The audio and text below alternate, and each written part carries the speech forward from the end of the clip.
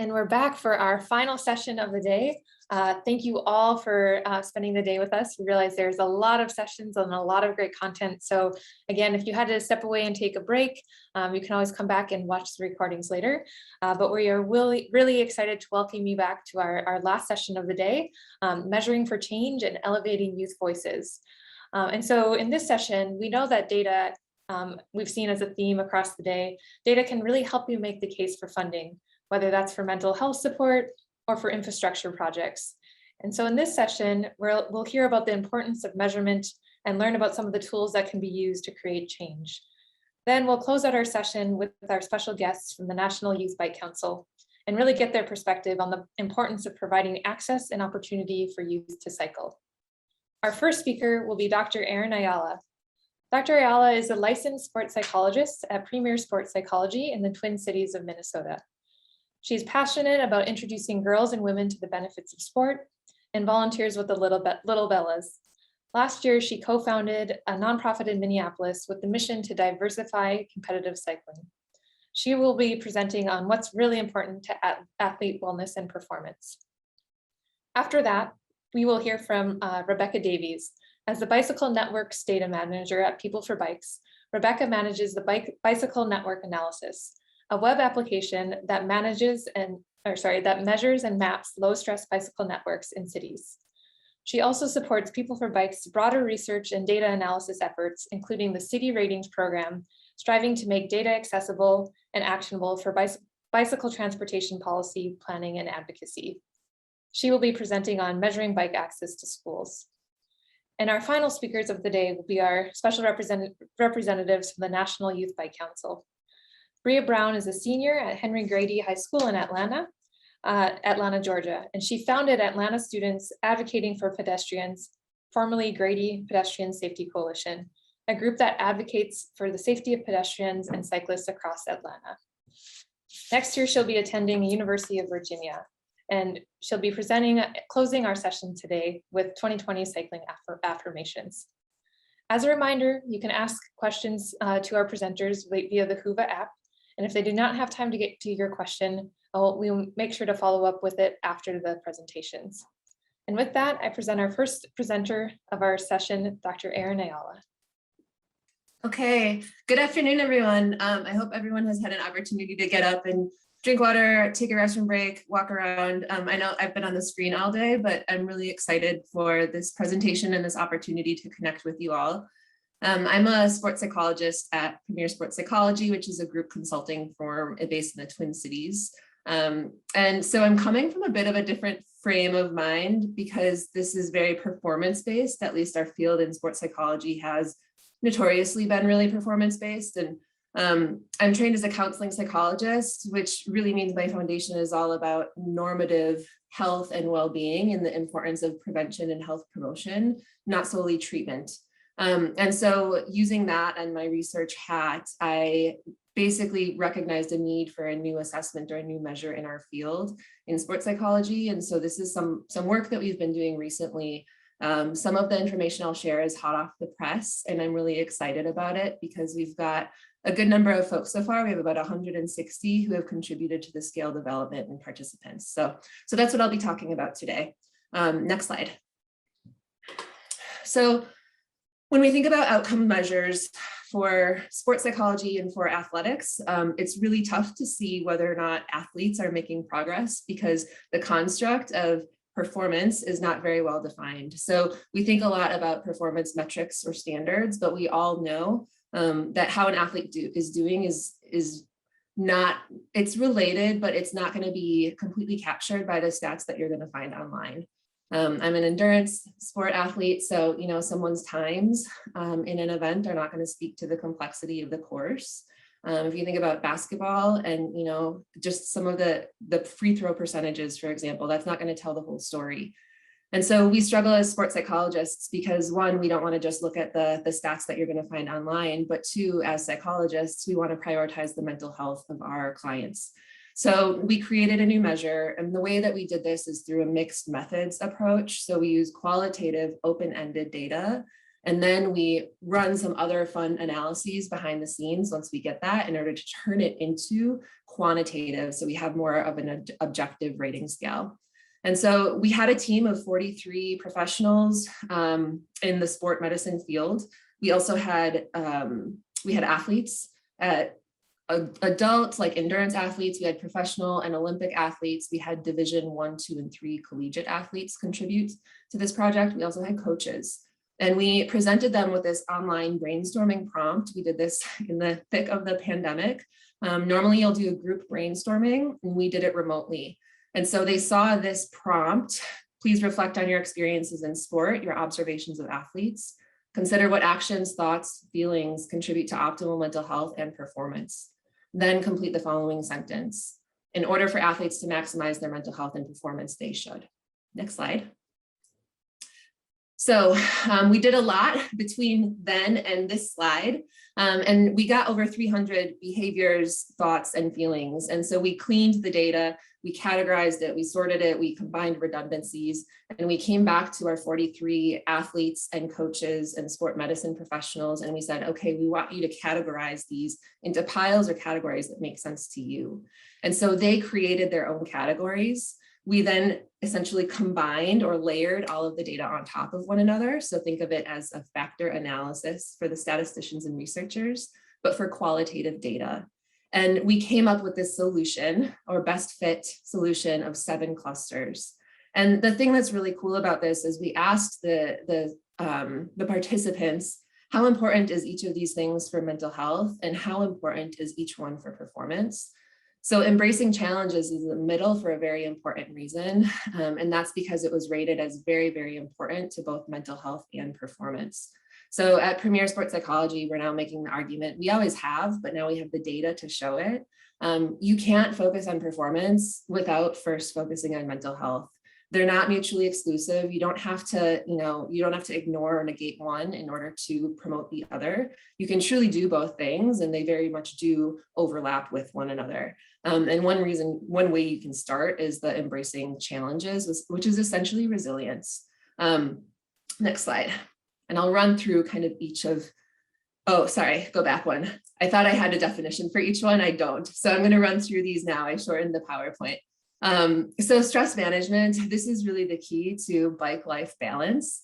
A lot of us, especially we think about youth, they're specializing earlier in sport. I do a lot with private practice, and I see a lot of high school students, and the pressure to find collegiate offers and scholarships is real. And so they're starting really early to specialize, and the stress management is key. And this includes a lot of different things. But one of the things that's most important is just having hobbies outside of sport and taking some time to decompress. Another thing that comes up, we're seeing this with Simone Biles right now, which is, I think the timing is real, but just the issues that we're seeing are very, very real. And it's knowing your personal signs and symptoms of distress so that you know when you need to take a step back. That is very closely related to our self-awareness category, which is also knowing how the emotions are going to affect you when you're performing or when you're participating in outdoor recreation. And so the stress management is one of the really big ones that we see, just thinking of it as balance. The self-awareness, one thing that's really cool is that this category included is self-compassion items, which is essentially being kind to yourself. So we see with a lot of the youth, as I see it with my little Bellas, they are really hard on themselves early on. I also am very hard on myself as an athlete. A lot of my high school and collegiate athletes who I work with are as well. And I think there's this misconception that if we are too nice to ourselves, or if we are too easy on ourselves, we're going to soften up and we're not going to perform as well. And this cluster right here, that be self-aware, speaks to the importance of knowing your values, what you want to stand for as an athlete, as a coach, as a professional, and what that means for how you show up on and off the court or the course or the field. So that was a fun one for me to see.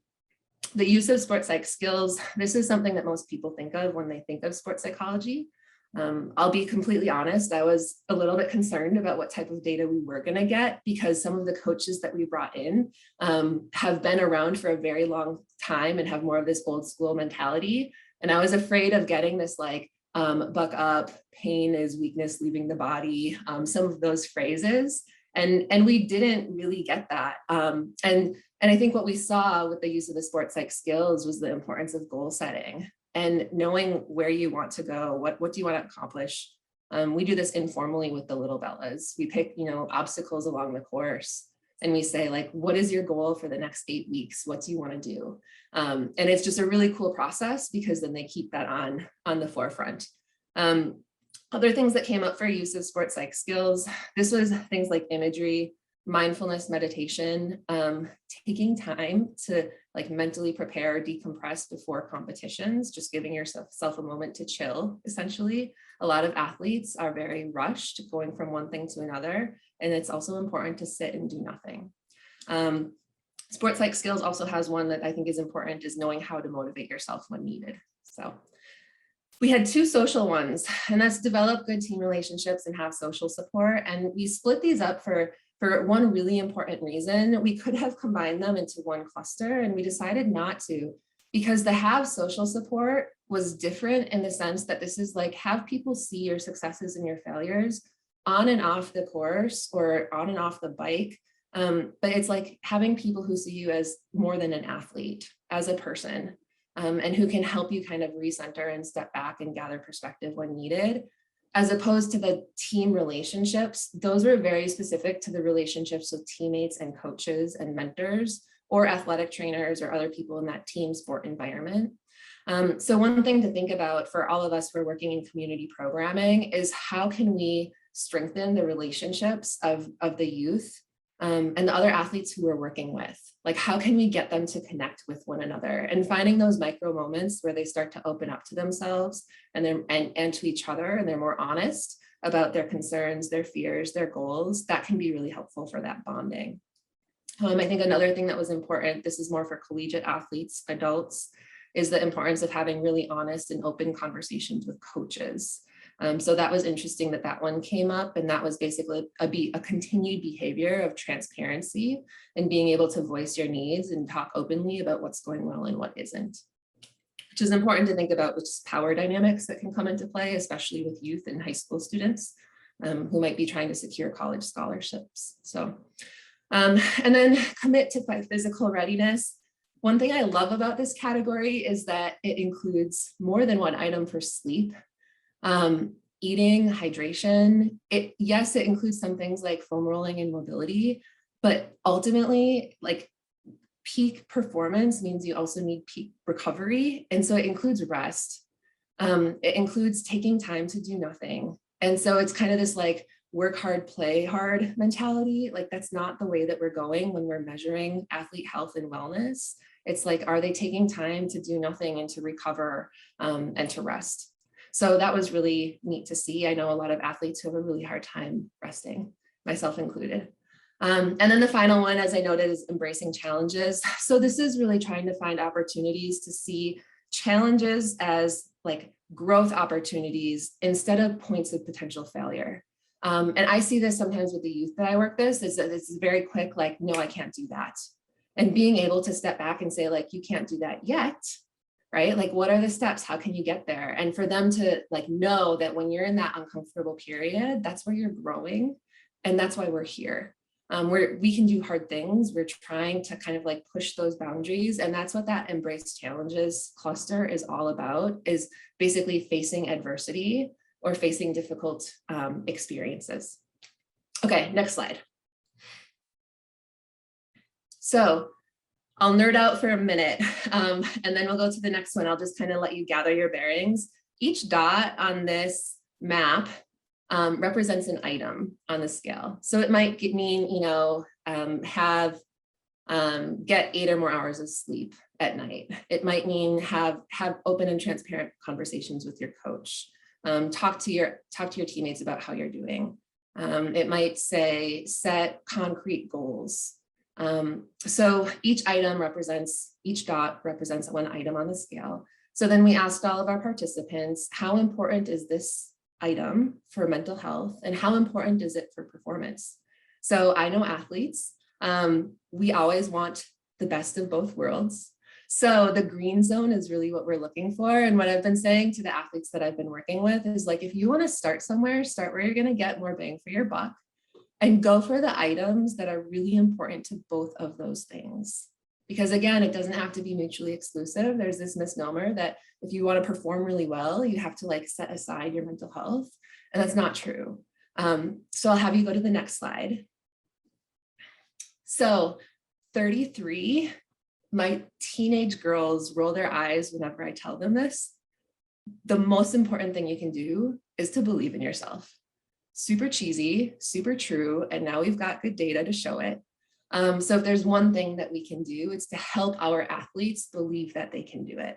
This is huge for all of the community programs that we're running. There are a lot of concerns with just confidence in kids and not wanting to embarrass themselves, especially in front of peers, right? And so the believe in yourself is huge, it's crucial for youth. We haven't normed the scale on youth because we want to be able to focus on the importance of well-being, not necessarily performance for youth. So that's something to keep in mind here. And then you'll notice that the other things are like sports psych skills and sleep. So be able to separate your self-worth from the outcome of competition. So just because you can't do something today doesn't mean that you can't ride or you can't bike.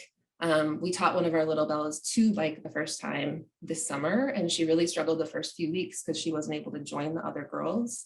But seeing her progress was huge, and seeing her face light up the first time she got her pedals back on her bike because she was running strider mode for a while. It was really a really cool moment. And then being able to like let go of the negative thoughts and feelings when they show up rather than latching onto them and getting hooked by them and trying to control them. Being able to let those go and let your mind kind of chatter in the background, recognizing that it's going to do its thing. So next slide. So final notes. This is a very short presentation and kind of a blurb of just a snapshot of what we're up to. One of the things that I keep saying to folks, to coaches, program organizers, parents, the youth, and then also my college and adult athletes, the whole is greater than the sum of its parts. So if we truly want athlete mental health and performance, and we're thinking about outcomes assessment and we want data, think about what we're actually measuring, right? And so it's really important to look at that big picture. And one thing that I keep saying to athletes is you don't have to just like do one of these things. If you do all of these things moderately well, you're likely to see really big changes. I said it already, I'll say it again. If we care about performance, we must also address mental health. Simone Biles, again, is a really great example of that. And ultimately, a multifaceted approach is what's most important to optimize athlete wellness. We can't just like leave home stuff at home and school stuff at school. All of those things absolutely affect how an athlete is going to show up after school for a sport or a program. I think the other thing that I'll say is the initial data do not show gender differences for any of these things. We've had some questions like, well, are boys or girls going to be different? And so far, no. The other thing that's really interesting is there's a significant negative relationship or correlation between the items on our scale and athlete burnout, as well as a negative relationship between items on our scale and psychological distress. So not only will our athletes be improving their performance and their overall well-being, but levels of anxiety, depression, and other symptoms associated with distress will also decrease. All right, next slide. I think that's all I've got. Thank you. Thank you so much, Erin, for sharing that. It's really cool to see kind of the pieces of the mental and the physical components coming together for assessment. And I think our first question is, so what's your plan next with this for rollout? Are you going to be kind of testing it with more kind of athletes around the country, or what's next for you? Yeah, I have so many ideas. It depends on how much research time I can get in my job because I'm also a licensed psychologist and I have clients. My next step, what I really want to do is make a scale like this specific to youth, because they might care about performance, but performance for youth looks so much different. And we're thinking about like social and emotional skills and just development. I would love to have a youth-based skill on like, what does emotion regulation look like, or distress tolerance for youth? Because those things are going to be pivotal And then we could roll that out to, people who, like everyone here, outcomes assessment for grants and community programs that we're running. So that's the goal. Great. And actually that leads into my next question is that so you said it's not norm for youth yet, and that might be a direction you might go, but do you have suggestions for, groups trying to tap into youth well-being in their programs at the moment? Yeah, I think so, because I'm also thinking about outcomes data for my own, like my nonprofit. We're doing some outcomes research, and really so far with the smaller grants, we've been okay with the qualitative questions, which is what other researchers and presentations have noted today. But you could also look at things like the SDQ for youth outcomes assessment. I think anything that taps into the mental health is important. And we do need to look at it, especially when we're looking at the rising numbers, just anxiety and depression following the pandemic. The pandemic was so hard on a lot of my clients, especially when they lost sport, because it's such a big part of their identity. So I'd say any sort of scale where you can try to get that. There's the NIH toolbox has some pretty good options, and the PROMIS, patient reported outcomes measurement information system, something, PROMIS. Those are free scales, and you can type in youth. And so that's also a really nice toolbox to work with. And then my last question before we move on is, so let's say the organizations, track down some of these tools. How do you recommend they implement? Do they find a local community partner? Who is kind of best equipped to help them interpret that data and kind of what to do with it?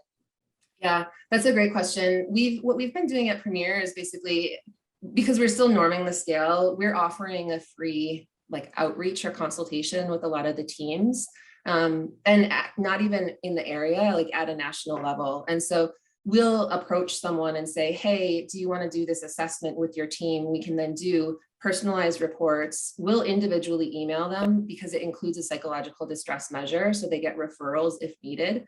So that's one thing to think about. If you can get some sort of licensed mental health professional, it could be master's or doctoral level, because then they can get into some of the depression, anxiety, and other things that might be red flags where we want to get them referrals and care if needed. Great. Well, thank you so much for your presentation. And if there's additional questions from the audience, feel free to add that in within Whova. And we look forward to seeing the development of this. So thanks again, Erin. Thank you so much. And with that, we will move on to Rebecca. So take it away, Rebecca. Thank you so much. Does my sound okay? Yes. Great. Perfect. Thanks. All right. Yeah, I really appreciate the opportunity to be here. My name is Rebecca Davies, and I am with People for Bikes. People for Bikes is a national bike advocacy organization and also a trade group for the bike industry. I work on our local innovation team, which works with cities to help them accelerate the development of infrastructure and bike networks.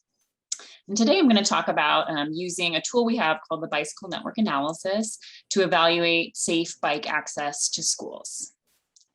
Next slide. Thanks. So first, just to make sure we're all on the same page, what is the Bicycle Network? What do we mean when we're talking about the Bicycle Network? Next slide.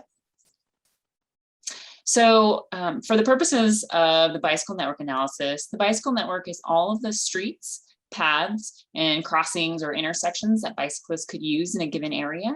So this includes all of the streets that cars can drive on, and it includes any kind of path that bikes are permitted on. It doesn't include sidewalks unless bikes are allowed on them. And like I mentioned, it includes crossings and intersections. Next slide. So the Bicycle Network Analysis is a measure of the quality and connectivity of the bicycle network. Next slide. And what we're focusing on here is measuring and really focusing on safety and comfort for all ages and abilities. We know that, often cities will talk about, well, we built X miles of bike infrastructure, but we don't necessarily know what that means. Does that mean it's infrastructure that everyone would use? Is it really all ages and abilities appropriate? Or is it a painted bike lane on a 4-lane street at 45 miles per hour that really isn't going to appeal to the majority of current and potential riders? So that's what the Bicycle Network Analysis is for, is measuring that comfort and connectivity. Next slide. So the bicycle network analysis is essentially just software that automates the network analysis task. We certainly didn't invent network analysis, but putting it into an automated software program makes it much easier to run. And so it lowers the barriers to conducting this kind of analysis, which otherwise can require a lot of time and data and expertise to produce. And it also creates an even measurement system so that we can compare bicycle networks between different communities. Otherwise, everyone might be using their own scale to measure their bicycle network, and this just puts it kind of all on an even measure, so we can compare and track progress in lots of places over time. And we run the bicycle network analysis for over 800 cities, which are listed on our website at the URL there. Next slide. So I'm going to walk through an example of using the bicycle network analysis for understanding how well people can access a local school using only safe and comfortable routes. So I'm going to use an example in Provo, Utah. I don't have any affiliation with Provo or the schools that I'll be using as a demonstration. They're just for example purposes. And all of these slides are captured from the network analysis tool. So this is a map of the city boundary of Provo. Next slide. And it scores 32 out of 100. The BNA assigns a score to every city based on how well they do in the network analysis. And so Provo scores 32, which is, means it has a long way to go to get to complete connectivity, to get to a score of 100. But this is also pretty standard for cities in the US. They tend to score in the 20s and 30s. The best cities in the world score in the 80s and 90s. Next slide, please. And we also measure, the BNA also scores access to specific kinds of destinations. So that 32 number is access to all sorts of places within the city, but we can also look on the lower left-hand corner, you can see K through 12 education. The score for access to K through 12 education is 54. So that means that there tends to be better access to schools in the city than access to other destinations more generally, but there's still a long way to go to really get it to a point where it's great and easily accessible. Schools are easily accessible for everyone. Next slide. This is zoomed in on that map of Provo, and this is a map of all of the schools in the area, the K through 12 schools. All of the data on destinations and infrastructure that is shown here is coming from OpenStreetMap, which is kind of like the Wikipedia of maps. Anyone can contribute and edit it, and it's a worldwide map. So that's where this data is coming from, and we're going to focus on the schools highlighted within that green circle. Next slide. So we've zoomed in further now, and we're looking at just those two schools. It's a middle school and an elementary school that sit next to each other.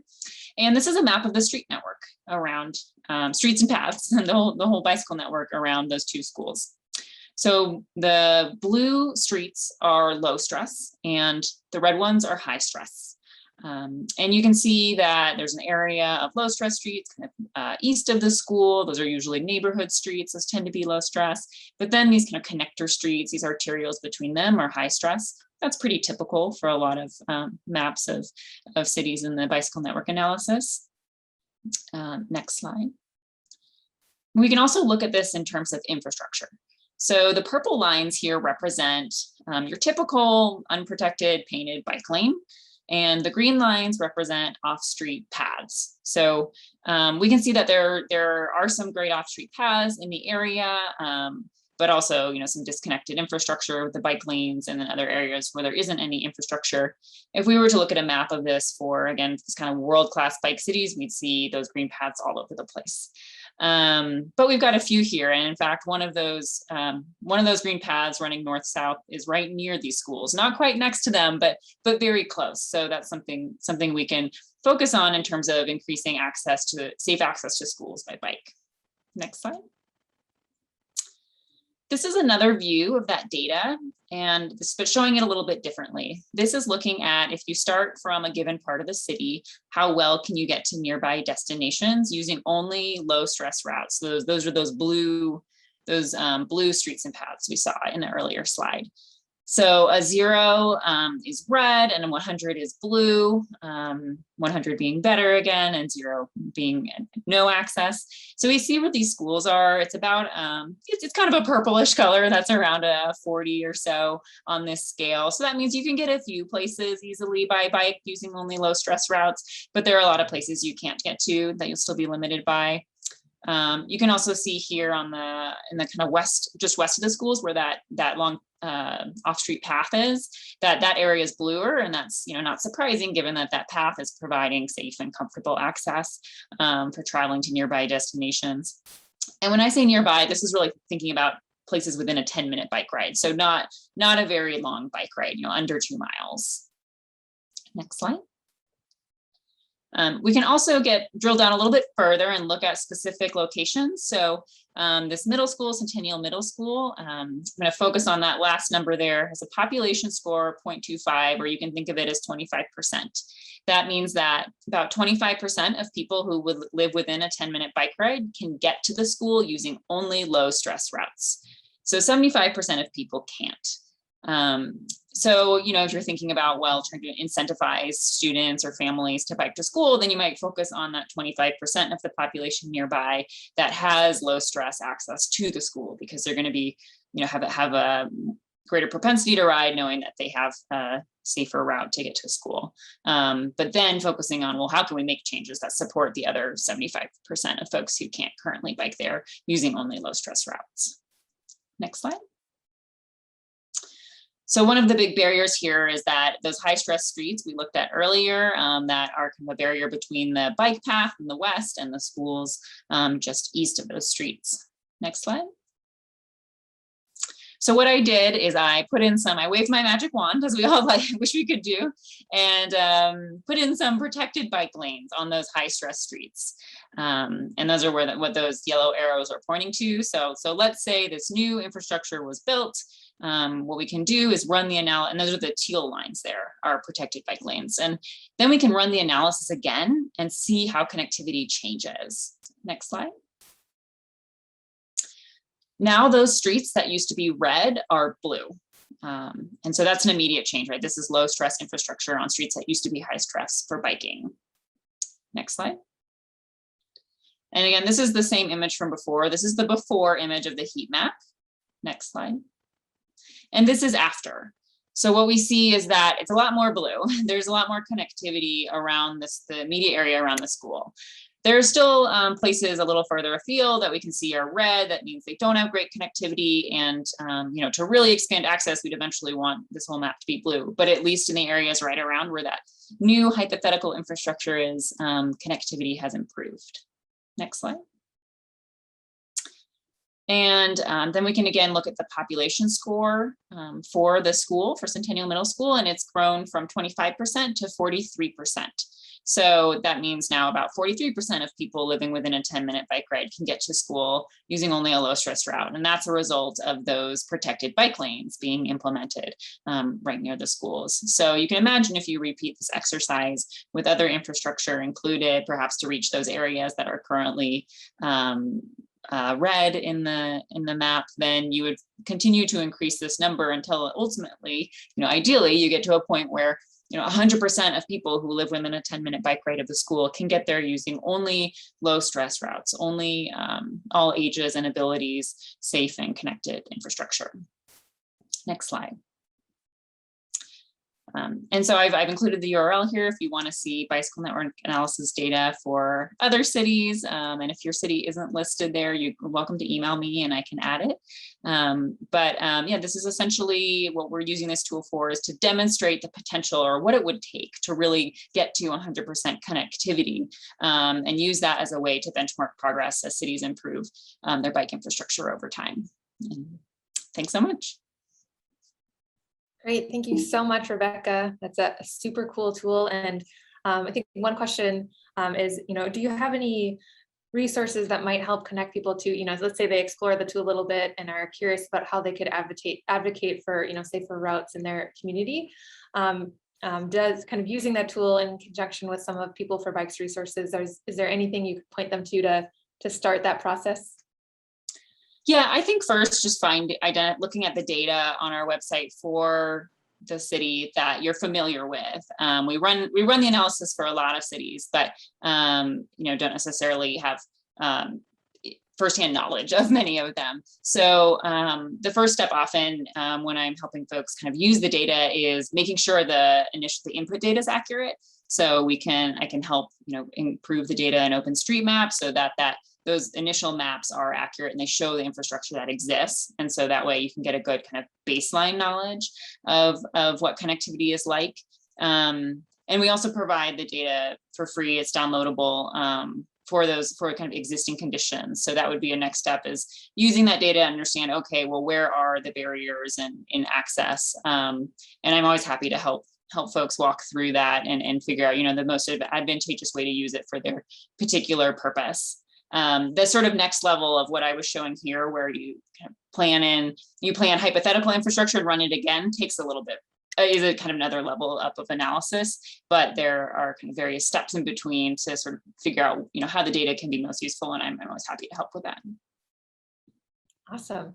And then my final question is, I know I keep running us behind, but have you all done any kind of combination or work with the Safe Routes program yet? Or is that kind of, something that you'd be able to help support in the future? Yeah, I mean, I would love to. I know some of my colleagues have worked with Safe Routes more directly. I haven't. I tend to work on these sort of the tools that are sort of broadly serving a lot of places. So I don't have as many opportunities to do focused work in any one particular place. But when those opportunities present myself, I do try to take advantage of them. So I would be happy to in the future if anyone kind of has an idea for how this could be most useful to them, and I'd be happy to work with them on that. But no specific projects or programs so far that utilize the bicycle network analysis in partnership with Safe Routes. Great. And then my last question is, so what are your big plans next for the BNA tool? Oh, that's a good question. I always have a long wish list of things that I'd like to do.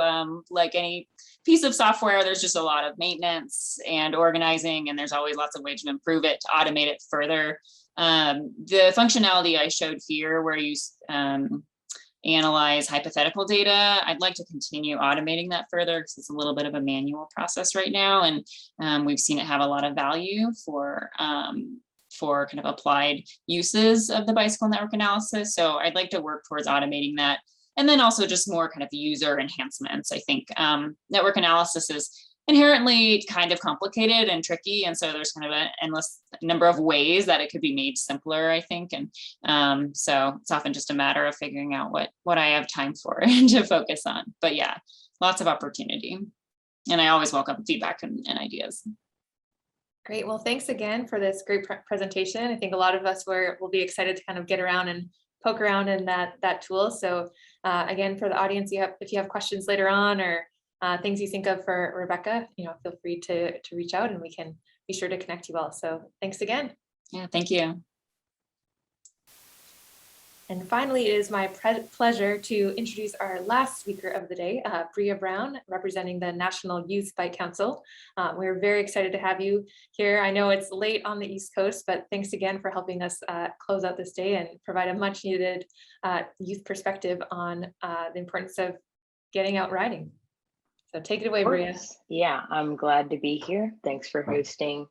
And unfortunately, I can't see all of the attendees, but I'm grateful you guys are here, and just hope you guys enjoy this session here. I can just do a quick introduction of myself and then of the group and some of the other members. I'm Bria Brown. I'm a rising second year at the University of Virginia. And I just first got, interested in and working with kind of bike safety, a little bit different from what the council does, but I was working in bike safety when I started a club at my high school in Atlanta, Georgia. It's a very bikeable city, a very populated city with a lot of families and kids, but also a diverse group of people in age and gender and race and all of those demographics. I went to a school that was literally right in the middle of Atlanta. So it's basically the in-town school, but we did have an accident 5 or 6 years ago that took the life of one of our, I think she might have been a freshman at the time. She was getting home from a school-sponsored event. She was, biking home and got hit by a car on the crosswalk. So I started a club at my school to help advocate for the safety of that intersection, but also the intersections that lie within the boundaries of the Atlanta Public Schools, districted schools, so elementary schools, charter schools, middle schools, high schools, so that students are safe. Luckily for me, my school was well funded, but it was also in an area that is well funded as well. There are areas of Atlanta that service minorities and underrepresented populations, like areas that are majority kind of that. And so often you will see kids walking to school, biking to school without sidewalks. There won't be sidewalks. There might not be crosswalks. I mean, these aren't very safe, areas for anybody to be. And so we kind of help to advocate for infrastructure, but also for awareness for the families and families everywhere, really, just to know this is kind of how you navigate. It doesn't really matter where you are. People that aren't pedestrians and don't really think from a pedestrian mindset, whether it's you're someone that walks places or you ride bikes or whatever, you might not be aware of the dangers of what it can be like for you to be in like a car, and so you have to be mindful. So no matter where you are, it's a really important lesson, things to look at and lessons to learn, whether you're in Atlanta or you're in Sweden or Mexico. Like, it does not matter. And so that's a little introduction on me. But I do work with the council, National Youth Bike Council. We do a little bit less focused. My high school group was very focused on Atlanta, very focused on promoting infrastructure, street safety, and advocacy. And the council is more kind of getting people from across different states in the US to just come together and talk about bike safety, to talk about what it's like to ride a bike, and to talk about those different things. And so we're trying to get ourselves out there more into different states and to just reach more people and, expand our reach and kind of the variety of things that we address and the different, meetings that we attend, and just like this one, the things that we come to. So if anybody, I can share at the end, I guess, our email, but if anybody's interested in any of that, you can feel free to just email us at the link that I send in the end. Hopefully I don't forget to send it, but I'll send a link at the end. And you guys, if you want, you can feel free to talk to us, chat with us if you have anything to say. But the rest of the members, we have some that are, I'm from Atlanta. We have some that are from Philly, some that I think one goes to school in Washington or Oregon. Up more north of Pennsylvania as well. So some variety there. Obviously, I'm in Virginia for the majority of the school year. And a lot of them are also in college too. So it's a little combination of hometowns and, where you go to school or college, or where you're working. So a good variety there. So if anybody's interested in that as well, we have a fairly broad reach in terms of the cities that we're in. But we have a few other members that would like to be mentioned. Joshua and Job, they're very, very active in the council as well. But I was asked to play this video that we made. I hope you guys enjoyed it. I think it's about 4 minutes long. So if you guys can play that for us, that would be great.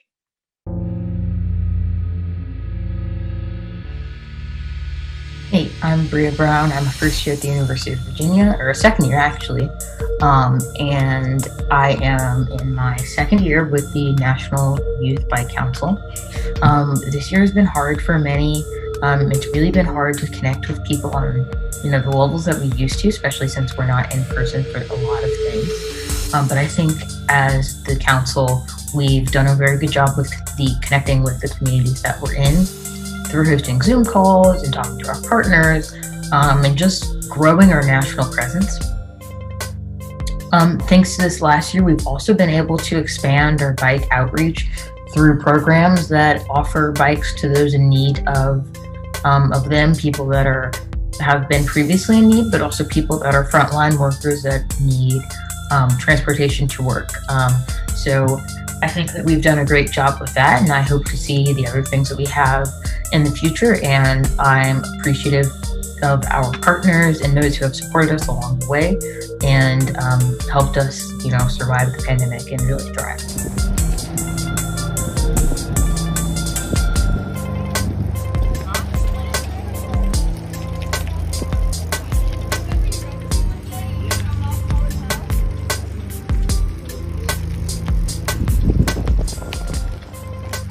My name is Job. I'm a member of the National Youth Bike Council.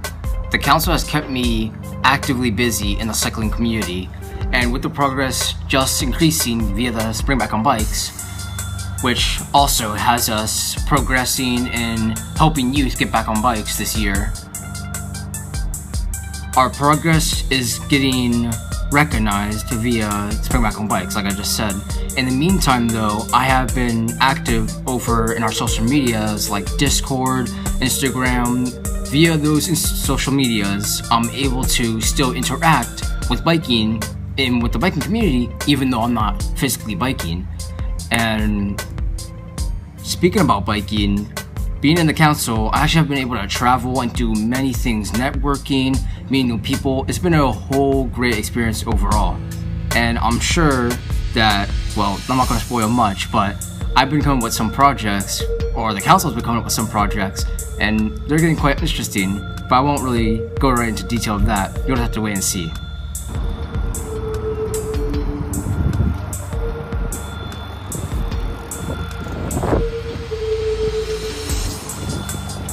Hello, my name is Joshua, and just like Bria and Job, I couldn't say their experiences better because they are both really amounting to just two things.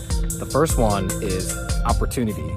Like Job was talking about, he's had opportunity to experience different things, and in the National Bike Council, that's one of the things that we do believe, and providing opportunity makes it easier for young people to get back on bikes or even stay on bikes. And then Bria, she would talk about access and how we have small initiatives like Spring Back on Bikes, where we're trying to give young people access to bikes.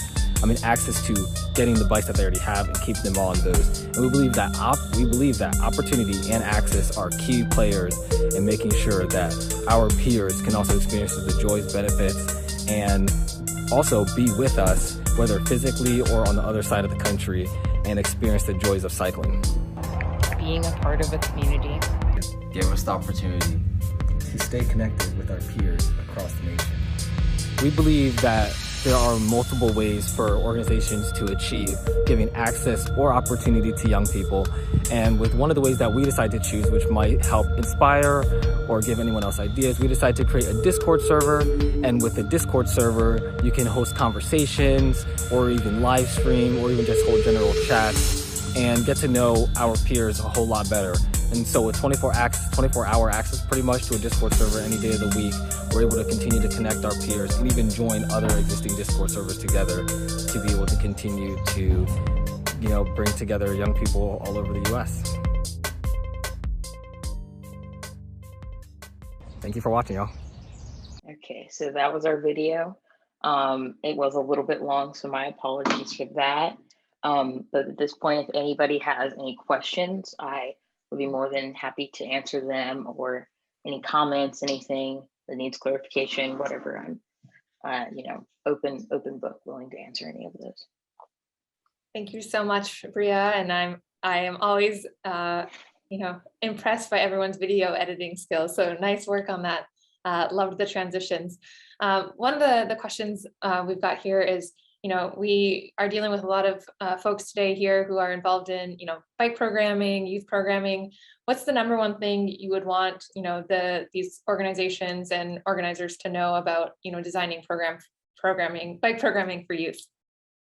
Yeah, I've had a lot of those questions, or questions that are similar. I always give the same answer, and the answer is very clear, but implementation is always very hard. For me, I think it would be getting people like really engaged in it. I think it's easier for adults, once you start driving, once you start really biking, once you really like kind of explore not only your city, but different cities and see the interactions, then you kind of know.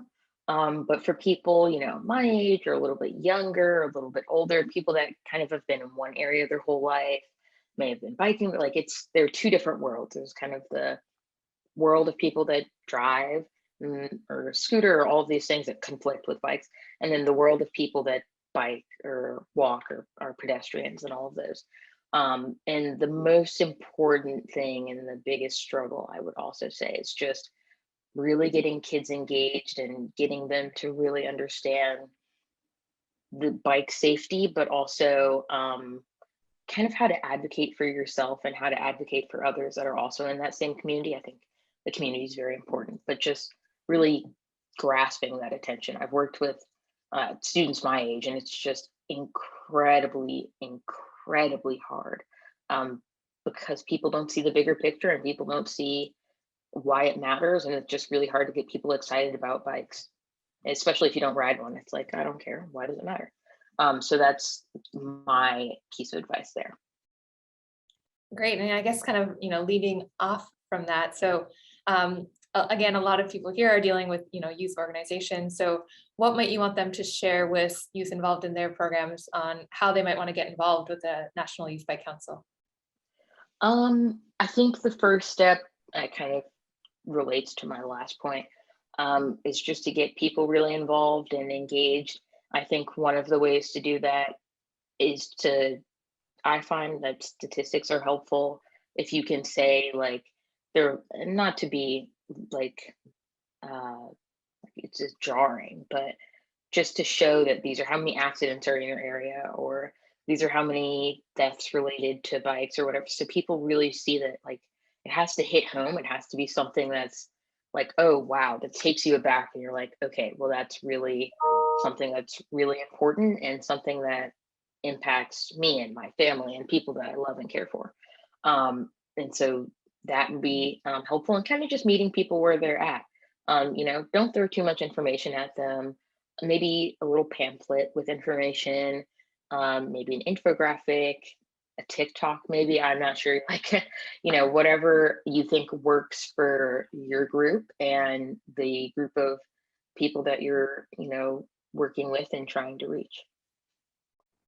Great. And now for you, what's next now that you're off to university? Are you planning on continuing to pursue advocacy or transit related work, or going in a completely new direction?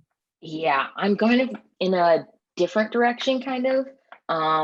I'm majoring in finance, so a lot of my kind of the things that I do with my coursework and extracurriculars will be around kind of gearing up for a career. But I still work with the council, and I still keep close contact with the club that I founded in high school. They've handed it off to juniors and seniors and soft people that are still there. But yeah, so I still think it's really important. Just something that's not my very focus, just because I've got, career and all of those things to look forward to. But yeah, I encourage everybody to, prioritize what you can when you can, but still, make space for things that are really important for you. Awesome. And then to close out, you all have a big event coming up. Is there anything you'd like to share with us about that? I don't know. All I can say is, I guess I can send out, I don't have a link directly to the information.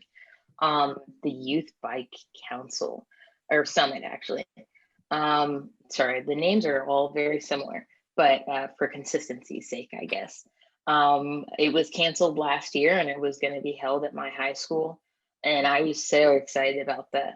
I don't know that I'll be able to be in town this year for it, just because I think it conflicts directly with when I have to actually be in school, because we'll be actually in person. So I might literally be in class when it occurs. But I encourage everybody to Google it and to sign up and to get hyped for it. I think it'll still be at the high school I went to, and it underwent some major renovations. So I think you'll really enjoy the high school in Atlanta and all of that. But when you guys go, just be safe. Maybe make some note of things that you see in Atlanta that are different than the streets back home, or things that you like, things that you don't like, and just have fun. It should be a great event. And then final question, I promise this time. Yeah. So how can other organizations and industry partners best support the work that the National Youth Bike Council is doing? That's a very good question. There are a lot of initiatives that we have. So some things might be like, if you have a newsletter, maybe shout us out in your newsletter or let them know about some of the work that we're doing. If you have extra bikes that you, like not you, but the organization or people that are affiliated with the organization have extra bikes that they might not be using, why not, recycle, reuse, reduce, recycle, kind of send them on to someone else that may find utility in them, and we can help you with that. Yeah, I think just kind of connecting with the community in that way. I think it's really helpful to help. Okay, it's really good to help youth in their initiatives, and especially an initiative like this. Or biking's not really going to hurt anybody. It's kind of a really healthy activity to do, something really fun, something communal. So we're willing to reach out and to help you guys. And if you guys are willing to do the same, then that would be a great partnership. We're always looking for new opportunities. Great. Well, thanks again, Bria, for joining us today. We're really excited about the work you're all doing, and we look forward to seeing that what's going to be involved in the Youth Bike Summit. So Yeah. Thanks again. Thanks for having me. And with that, we'd like to start to wrap up the day. First off, thank you all for attending today. I've really been blown away by the incredible research and thoughtful dialogue and conversation, not only during the presentations, but also within Whova as well, which is of course why we came together as a community today. We really wanted to create a space for researchers, practitioners, and community leaders all to share their relevant data, research, and work by the incredible programs around the world. And we hope to really have helped equip you with a bit more knowledge and data on how to advance youth and community cycling youth and community well-being through cycling wherever you are. So thank you again to all of the presenters, to our wonderful IT expert, Anthony, who couldn't have done this without you, to all of the Outride staff, to all of our friends and supporters at Specialized who have helped make this possible, and of course to all of you, the attendees. So we'd really like to encourage you all to continue the conversations. We'll be sending out a summary of all of the presentations and key points along with the recordings this week, and really encourage you to continue this. This is really just the start of many conversations, and we hope that we can continue to work together to really get more youth on bikes. And so just to close out, I'd really encourage you all to think about applying for future grants through Outride. We will have another Outride Fund opportunity coming up, as well as the next round of Riding for Focus school grants coming up in January of 2022. We will also add a grants portion on the Whova app. So if you wanted to share other grant opportunities, as well as opportunities for data and evaluation grants, please do that as well. Continue to support your local cycling communities and lift up the work they're doing. And of course, you can, if you want to learn more about the work Outride is doing, subscribe to our newsletter, get in touch, and we look forward to continue to working with you all. Thanks again.